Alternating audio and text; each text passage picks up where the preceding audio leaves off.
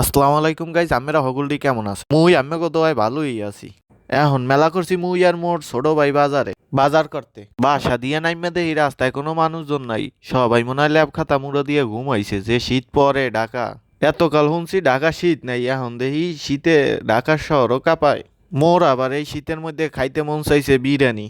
হায় রে কপাল, মগ ঘরের সবাই আবার অ্যালার্জি। বিরিয়ানি যে একটু গরুর গোস্ত দিয়ে মজা করে খামো, হ্যাঁ পারি না। কি আর করার, আইয়া বললাম মুড়া কিনতে। আইয়া দেখি বাজারও লোক নাই। কি শীত পড়লে দেশে বাজারের লোকও ঘুমায়। দেশের যতই ঠান্ডা পড়ুক, কিন্তু বাজারের অবস্থা গরম থাকে সব সময়। হেইয়া আর ঠান্ডা হয় না। যাই হোক, এখন মুড়া কিনা বাসায় ইয়া বললাম, এখন রান্না বান্না শুরু। প্রথম দিলাম পরিমাণ মতো তেল। তেলটা একটু গরম হয়েছে, এরপর দিয়ে দিলাম পরিমাণ মতো পেঁয়াজ।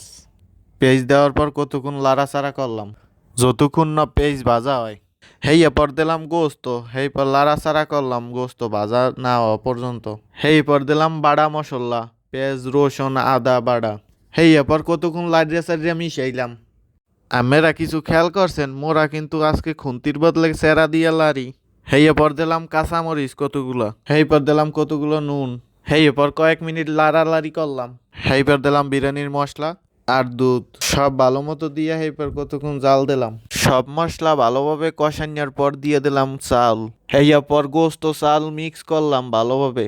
কতক্ষণ পর দিলাম পানি। পানি দেওয়ার পর কতক্ষণ লাড়িয়ে চাড়িয়ে মিক্স করলাম। হেই পর কতক্ষণ ডাইক্কা থুইলাম।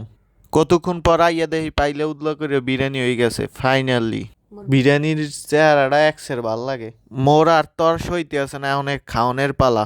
আল্লাহ নাম লইয়ে মোর বিরিয়ানি একসের মজা হয়েছে। আজকের ভিডিও এই পর্যন্তই। আল্লাহ হাফেজ, সুস্থ থাকবেন, ভালো থাকবেন।